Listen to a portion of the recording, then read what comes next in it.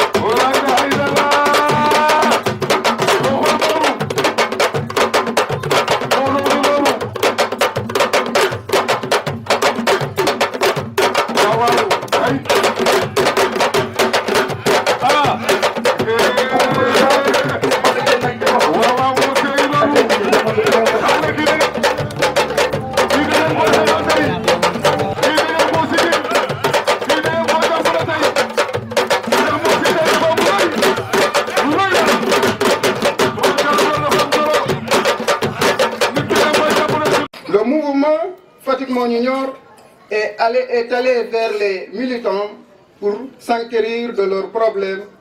C'est à partir de là que le mouvement a démarché des financements d'une valeur de 2 750 000 francs pour 7 groupements. Mais ceux qui ne partageaient pas notre vision pensaient à des attaques. D'une certaine manière, oui, parce qu'ils n'ont pas répondu aux attentes des populations. Ils pouvaient faire mieux. En tout cas, nous vous prions de s'approcher des militants. Le mouvement Fatick Mo ñu Ñor appelle à l'unité des responsables de la commune, voire le département. Il reconnaît le mouvement que des efforts ont été faits dans le domaine de la santé, dans le domaine de l'hydraulique, de l'assainissement et de la santé à travers le corbillard. Nous allons dire bravo, monsieur le maire, vous avez fait une grande réalisation que toutes les populations apprécient. Un responsable parmi ceux qui sont là est venu à notre secours en nous octroyant des postes d'emploi au niveau de la santé. Je veux nommer Ibrahima Soukandela Diouf. Merci et nous prions beaucoup de succès dans toutes vos entreprises. Je ne pourrais terminer sans citer les grandes réalisations du chef de l'État. Le mouvement Fatick Mo ñu Ñor reconnaît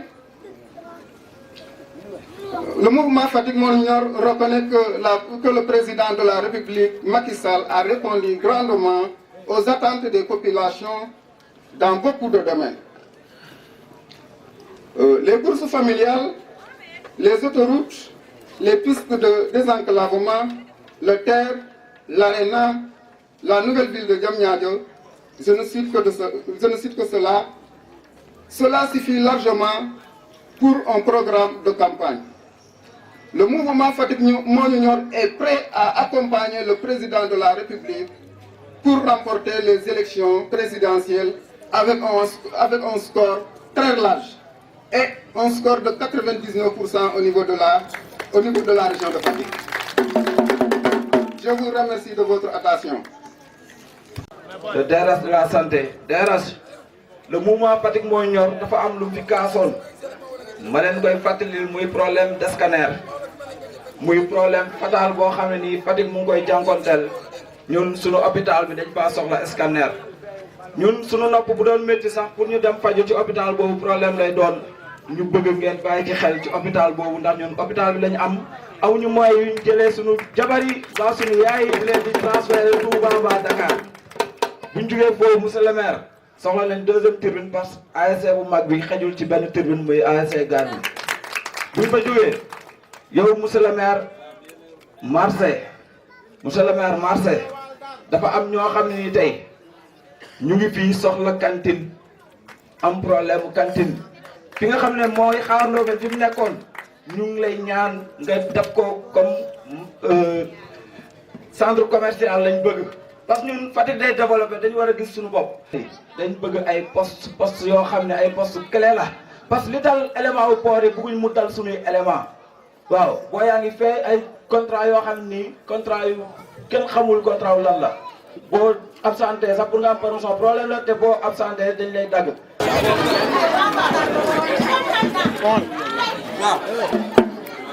A'uuzu billaahi mina seytaani rajiim. ñu ngi muus ci seytaane di nuyu ñëpp di baalu ñëpp ak képp koo xam ne mouvement Fatick Monunior wax na mu laal la rek ñu ngi lay jéggalu te xam ne nit matu defar moo ñu tax a jóg rek mais pas yàq ndax Macky Sall tey mun nañ ne ñun vision biñ gis ci moom ñun mouvement Fatick Monunior dafa nekk vision boo xam ne su ko jëpp gisoon ñun dañuy tëdd nelaw kon ñii tey dootuñu dem fenn dañuy toog rek ba jour ba jot ñu dem vote ji mu gagné ñu continuer mais nag ay ndaw leen yoo xam ne yàlla def ñu defal xel ñuy xalaat xool li nga xam ne tey mu ngi Fatick peut-être bu ñu rijjee dina nekk loo xam ne fii ak 100 ans dootul am suñuy sët moo yow boo moytu ñoo koy fekkee ndax président ci dëkk wax dëgg yàlla daa jafe comme yàlla jox nañu ko te Fatick da doon sonn démb ba tey ñëw ñu ñuy minimiser partout soo demee ci garage yi gare routière yi sax naan Fatick laa jëm ñu lay minimiser fii tableau Fatick amu fi topp leen fii loolu ma koy yàgg di dund ñun ñëpp ñu koy dund tey ba yàlla ñëw indil ñu président de la république man am naa yaakaar ne yàlla daf ñoo sotle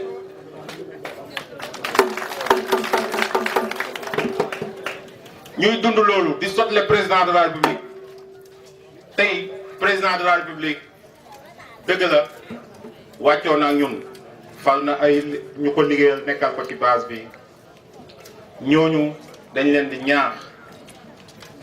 ngeen gën a dolli ngeen gën a jàppale Fatick ngeen jàppale ndawu Fatick xam nañ ne sax mu ngi ci seen xel mais dañ leen di ñaax rek pour ngeen gën a dolli ndax Fatick dafa nekk dëkk boo xam ne dëkk bu jar a jàppale la man de waxuma comme sama bopp la béy daan dundee ba sax si gi mun na caa jàpp ba dee man damay wax pour jeunesse su Fatick di wax pour Fatick ndax Fatick dafa yàgg di souffrir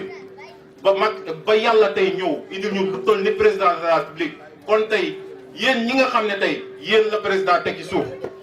ci biir ci ñun ñi nga xam ne tey ñoo nekk ci suuf ngeen jiite ñu ngir yàlla yonte bi dolli leen lu ngeen mën yéen a ngi def nag dëgg la gis naa leen ngeen di dem fu ne di def mais dama ne ngeen dolli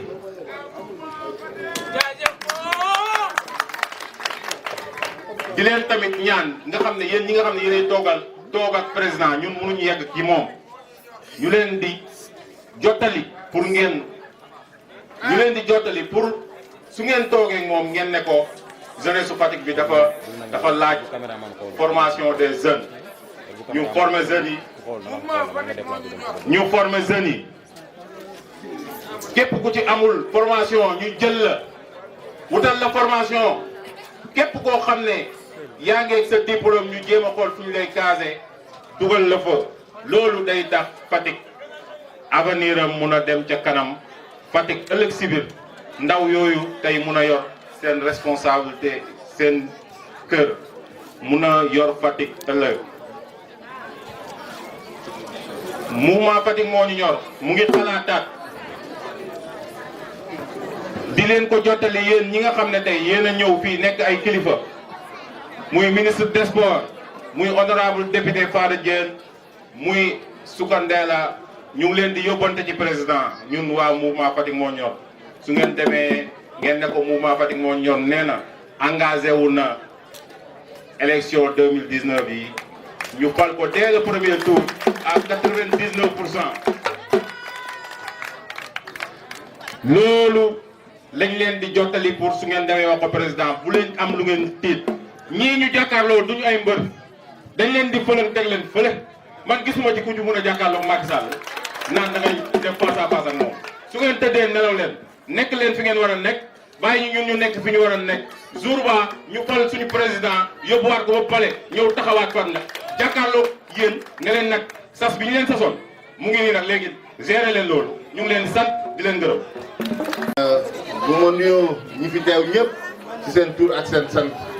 dama leen doon ñaan rek ma gàttal ndax dama fay fekk ñaari jàmbaaru président Macky Sall muy ministre Matar Ba ak l'honorable Fada Diène ñii fu ma leen fekk waruma sax man di jël di wax ndax ñoom seen taxawaay ak seen jeexit ci président Macky Sall kenn naftable wu ko maa ngi nag remercier mouvement Fatick moo ñu ñor waxoon naa leen ko nee naa leen Fatick benn bopp la kenn mënu koo toj ñun ñëpp benn lañu lépp lu ñuy def suba ba ngoon jot dañu bëgg a jëmmal président Macky Sall dañu bëgg a ñëpp jox ko bopp bu élection yi jotee comme ni ñu ko waxee premier tour buy 18 heures di jot ñu ne président Macky Sall gagné na Sénégal waaye Fatick a ëpp kon maa ngi sant ñëpp maa ngi gërëm ñëpp ndax ñaar ñi buñ toogee man dama war a noppi war moo tax jël parole jërë ngeen jëf. di gërëm waa Ndoup di nuyu kilifa yi nekk Ndoup yëpp di gërëm waa mouvement Fatick moo ñu ñor lii ngeen def du ñu def lu dul di koy saluer te xam ni Fatick ñun ñëpp ñoo ko bokk te dama yaakaar ni seen mouvement bi ngeen dippe Fatick moo ñu ñor ñun responsable yi Fatick yi ñu nit xam nañ ni Fatick rek moo ñu war a ñor ndax lépp lu ñu am yaakaar naa ni Fatick gi lañ ko samp lépp it loo xam ni tey président de la république dénk nañu ko bokk nañ ko waa Fatick yi neew ma ni nag mën nañu lépp mais ku gis suñu doxalin xam ni ci côté emploi lu ñu mën ñoo ngi ko ciy def pour accompagner les jeunes ci côté finance it financement yi du moins lu ne ñoo ngi koy def pour financer jigéen ñi pour financer jeunes yi ñu xam ni tamit wax dëgg yàlla financement ku ko yor sa loxo doon liggéeykat war nga mën a liggéey pour participer ci développement Fatick donc lii ngeen def defalu leen ko Matar Ba defalu leen ko Ibrahima Soukandela man ngeen ko defal ndax man doomi Ndoup laa soo leen jëlee meeting bu toll nii samp ko Ndoup li ma war mooy ma ñëw teewe ko jàppale leen te xam ne élection yi ñu jëm ni teel ngeen ci soobu kon donc dama bëgg ñun waa Fatick ñu xam li ñu yor te xam ni son excellence le président de la république li mu war a def ci réew mi def na ko su fekkee ni bilan moo koy fal liggéey na ci réew mi loo xam ne tey dina ko fal incha allah le 24 février. Maud si wax na ko ñun ñi ñu jàkkaar lool amul tiit ci ñoom parce que xam nañu ki ñu jàkkaar lool kan la ki tubaab bi jox bopp barki de moo Ndiaye décroché financement ay milliards yu dul jeex suñu amul woon ci moom confiance suñu xamul woon ni kii c'est un leader boo xam ni wax dëgg yàlla bëgg na réewam te li muy def ci réewam kenn nattablewu ko kon financièrement yooyu kon dinañ ko téye ba élection yi weesu. kon donc nit da ngay am seetlu te xam ni mbër mi ñu am yàlla moo ko samp mbër mi ñu am yàlla moo ko jàppale mbër mi ñu am dafa neex a jàppale.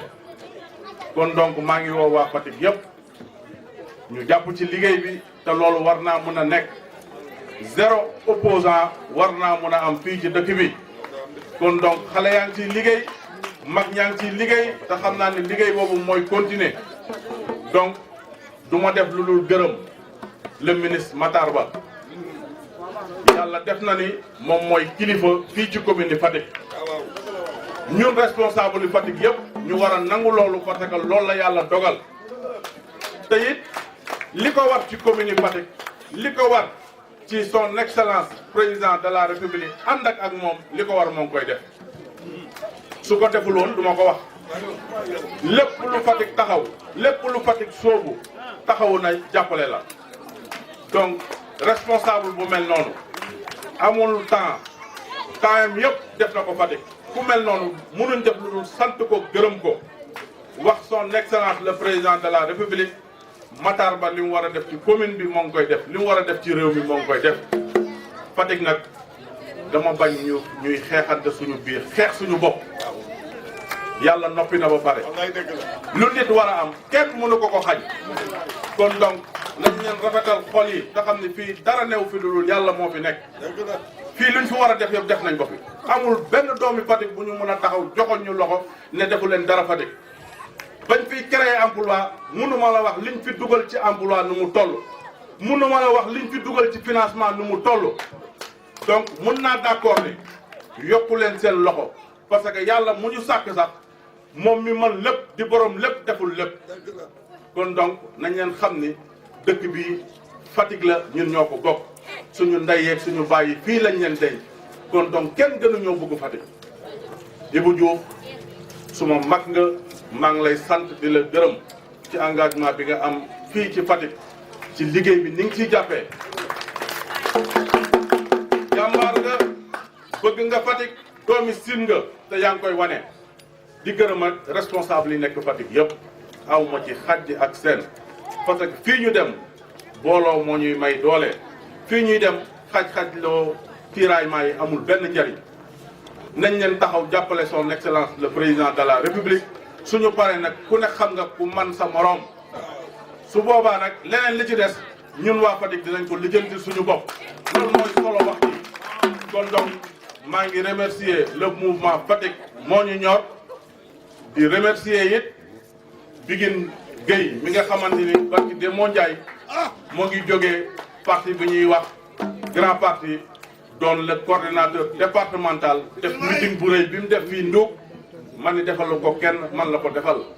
kon Biguine maa ngi lay remercier di la sant nga xam ne liggéey bi noonu la di sant jeunesse si Fatick gépp di sant jeunesse si Ndiouk di gërëm suñu yaay yi fi nekk suñu baay yi fi nekk je vous remercie. maa ngi leen di nuyu yéen ñëpp di nuyu suñu mag Ibou Diouf Sekonde la di ko sant di ko gërëm ci taxawaayam ci population Fatick nit wax sa mbaaxu waaye du yàq sa mbaax dara yow suñu mag nga yàgg nga fi ba nga politikul yaa ngi jàpp ba ngay jàppale président Macky Sall it ku ñu wax ne Fatick la dëkk nga bàyyi li ngay def dem jàppale man sama devoir mooy ku def lu baax ñu encouragé la ku def safaan ñu suturaal la waaye lu baax ngay def foo nekk ak foo newul dañu koy seede kon fekk la fi mbégte la ci man di gërëm bu baax sama rak sama xarit Fada Diène honorable député di biral nag waa Fatick ne leen am ab député boo xamante ne bu nekkee ci pencum ndaw réew mi jël kàddu ñëpp naw ko war nga cee bég te maa ngi leen di wax ne suñu jaaree en tant que ministre assemblée nationale su jëlee kàddu dinañ am fierté mu nekk suñu rak te mu jóge Fatick di gërëm Biguine loolu laa waroon njëkkee parce que c'est un jeune frère qui a organisé un très grand meeting et je me dois de le féliciter et de l'encourager. Nous avons vu cette mobilisation exceptionnelle et le seul objectif c'est d'encourager et d'accompagner le président Macky Sall et nous sommes sûrs que de valeurs comme lui, avec ses compagnons, nous serons beaucoup plus efficaces, mais nous serons beaucoup plus engagés aux côtés de son excellence le président Macky Sall. di gërëm nag le président du mouvement Fatick moo ñu ñor Fatick moo ñu ñor ci la ñu bokk ci ngeen bokk ñëpp a ci bokk sant leen gërëm leen te encouragé leen ni ma leen wax bi ñu gisee dëkk boo ci nekkee da ngay accompagner dëkk boo ci nekkee lu doxul mën nga ko wax waaye war ngaa dox jéego pour solutionner man maay maire tey waaye yéen ñëpp ku ci nekk maire nga fi nga nekk parce que yaa yor sa kër yaa yor say affaire di ko doxal soo ci amee même engagement que le maire dara du yàqu ci dëkk bi man fi laa dëkk je suis un ministre de la République loolu la yàlla dogal ma famille est là mes enfants sont là bëgg Fatick moo tax loolu am nit ñi am nañ fi ndomo tànk te doo dajeek seen soxna doo dajeek seen doom tey Fatick mënuma ko dugal sama poche sama kër gee sax mënuma ko dugal sama poche donc ñun ñëpp ñoo bokk Fatick te lii tax mu dox mooy ku nekk jox sa moroom loxo leneen lu xew rek yàlla teg ñu gàcce parce que yàlla day jël bakkan yàlla day def mbégte te lu ñu mënti waxante mu ñaaw wala mu mel nu mu war a mel dañuy daje ci lu mel noonu nit nag da ngay fonk sa bopp ba foo dajeek sa moroom mën koo xool ci biir bët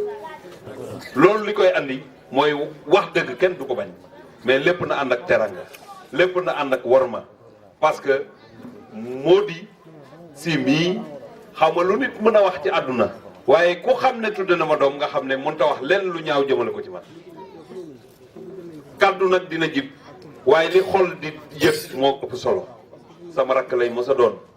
mënta doon leneen lu dul sama rakk képp ku mënti àndal it dinaa jàpp kooku ndax moom parce que bu la tuddee doom bàyyeetul desetul la dara ma di ko sant di ko gërëm ak ñi mu àndal ci taxawaay bi parce que tey li ñu fi dégg yépp mooy ay wax yuy jëmale Fatick kanam Fada nag wax na ko dollil moom kenn mënu ko bañ parce que nu nit mel rek mu ngi bëgg a mel neneen waaye ku xool fi ñu jógee fi ñu yem da ngay sant d'abord li am ba pare laaj leneen bu dee emploi sonn na ci lim ci def defuma ko ci te yàlla dëgg rek la bëgg Fada tey bu amee téeméeri nit ñu dugg fenn juróom-ñett fukk yi dox na ci te ndugg la dëkk comme yéen kon am na lu jot a am wax ngeen ko ci seen discours Faye wala sa vice président bi ñu taxawee fii nit ñi bëgg a politiquer corbillard di wax lu kat man maa jënd corbillard sama xaalisu bopp andi ko ci dëkk bi pour suturaal doomu aadama yi yàlla di jël man rek mënuma ko fi keneen mën na ko keneen mën na ko bu ñëpp cotiser nag yëf yi dox mais mairie boo xamante ne ñiy dawal Jakarta du ñu fay paas du ñu fay juuti ñiy dawal taxi du ñu fay juuti ñeneen ak ñeneen du ñu fay juuti ñu war a fay ay salaire war a investir soo mënula mel ni mbaar mi dem woyaani andi Fatick dara dox te moom la ñuy def il faut nit ñi xam li commune taxe moo ko yor fay juuti moo yor boo yoree cantine fay boo yoree leneen fay loolu moom moo yor commune mais leneen lu ngeen fa gis président Macky Sall moo ñu dimbale andi ko fi wala ñun ñu def suñu pexe andi ko fi kon ku gis processus bu ndaw muy sax sa buntu kër ngir yàlla ak yonent bi dagg ko balaa muy def forêt ku gis mbalit sa buntu kër fexeel nga def ko ci poubelle wala nga defar ko parce que buy gaañ yow la njëkk a gaañ te Fatick bii ma dëkk photo mbalit yi wër fii yëpp ñoo ko lijjanti benn photo mbalit du jaar sama buntu kër man du jaar buntu kër Fada mii parce que foofu amul tali te fu amul tali du fa jaar assainissement bi 13 milliards presque 11 milliards 5 jaarul fi ma dëkk man kon lu ñu ñor moo leen ñor kon Fatick moo ñu ñor da nga ne jiitu rek wax ko waaye ñun ñëpp ci lañ bokk bu ngeen di jaay carte ngeen jaay nit ñi ñëpp carte ñu ànd ak yéen ñu joxante loxo liggéey lenn nag moo ma gën a neex parce que combat bi ñuy jëm li gars yi wax suñu combat la waaye man sama combat la parce que nit da ngay am ngor ñun ñi ñëpp Macky Sall li ko nit ñi dénk moo jël ci coppati ci loolu dénk la ne téel ma lii parce que dañ ma ko dénk kon bu soxlaa nelaw jeex na dañu war a xeex ba tëdd ci suuf te waa Fatick nag nañu xam ne suñu deful ndànk duñ jël sax 10e parce que Sénégal ñoo bëgg Macky Sall te yàlla tax kon ñun ñoo war a gën a góorgóorlu ni ngeen def nii Biguine def ko keneen def ko nañ joxante loxo ba bu ñu joxe résultat yi Fatick nekk ci kanam loolu bëggloo président Macky Sall dina fi jaar ci fan yii parce que day inaugurer le pont de Farafenni nga xam ne booy dem Gambie wala ngay dem Ziguinchor dootoo xaar bag da ngay dugg ci oto ba yegg te doo taxaw bu fa jógee dina jaar fii ci waax bii nekk Kaolack nga xam ne ay bateau yi nga xam ne day war di traverser di jaar ci ron pont Foundiougne bi di dugg ci océan Atlantique bi di dem États-Unis di dem feneen dina jaar Fatick dem boori Samba Dia parce que xam ngeen ne yoonu Joal Samba Dia Jifeer defaraat na ko da koy inauguré mais bu jógee foofu day dem nag te xeet bu njëkk autoroute bi jaar Fatick dem Kaolack. waaye déggal lii. waaw mais loolu ku ko gis xam ne sa président ngi liggéey léegi da ngay jóge Fatick dem Dakar 1h15 wala 1h20 boo jaaree Bambey bi yegg Ila Touba doo jaar ci benn bouchon boobu fi nga yegg biir Dakar waaw ku am mbër muy liggéeyee noonu boo bëggul nooy def ma bëgg nag wax leen waa Fatick ku ma mere na ma dencal mer gi ba ma soxla mais ñu jàppale président Macky Sall mu jàll votel ko en masse yàkkamte gis nga saaga yàkkamte xeex la ñun waa Fatick li ñu jig mooy ñu joxante loxo yàllaay joxe wërsëg du ko jox ku ko neex la ko jox ma bañ mbaar du tere mu mun a tëgg wala mu mun a taasu kon bu yóbboo ma màndu ci ay mbiram bu ma ko mën a ñaanal tey alal taxul nit nekk ci jàmm dama koy wax toujours ndombo tànk it taxul nit nekk ci jàmm nit dina ñàkk ndombo tànk gën demin fopp ku yor ndombo tànk parce que li ngeen dundee kenn xamu ko seen dépense yéen a ko yoral seen bopp bu ngeen xëyee toog def li ngeen di def nit a ngi yor milliard di bëgg a mel ni yéen parce que yéen gendarmerie waru leen procureur waru leen kon na nit ñi maandu te xam ne yàlla bu nattee ki muy jox dara tax mu jox kon nañu ànd ñun ñëpp joxante loxo liggéey pour Fatick jëm kanam man dama fi ne te ni ma fi nekkee laa xam ne bés dina jot du ma fi ne parce que nekkuma fi woon kon tant que maa ngi fi dinaa engagé pour le développement de Fatick mais je demande à l'ensemble des fils de Fatick et des filles de Fatick d'être aux côtés des autorités municipales pour le développement de la ville loolu moom mooy fulla loolu moom mooy fayda parce que ku xas Fatick sa bopp nga xas te dëkk Fatick kon ñun li ñu jig laa wax man mii def le tour du Sénégal foo dem Macky Sall la ñu yàkkamte gis ñun ñii sax fu ñu dem dañuy mobiliser ba ngay tiit ci sa bopp parce que dañ lay xoolee Macky Sall kon ñun Fatick war nañoo dépasser nekk fii di dóorante ay xeer wala ñuy waxante lu jaaduwul maa ngi gërëm bu baax Abdoulaye Lam le responsable politique Baba Dia gis naa ko fii Mbeng et monsieur Faye tous les responsables de Fatick je vous tends la main parce que on va vers un combat qui ne sera pas un combat parce que je vous dis Balla Gaye Modou Lo s'appelle combat mais Balla Gaye Yawou Dial s'appelle combat lañ koy tuddee mais li ñu jëm du combat d'ailleurs ki sappoon ndëndëm fii naan day jëngu fàdd nañ ko ba bokkatul parce que amul sax parrainage ñeneen ak ñeneen noonu la ñu mel Sénégal jarul ngay doon ceku pour na nekk ku efficace wax ju bari amul njëriñ jëf moo am njëriñ te ci loolu la président Macky Sall nekk kon nañ ko ci gunge liggéey ci yar ak teggin pour l'intérêt des populations du Sénégal maa ngi leen di sant di leen gërëm wasalaam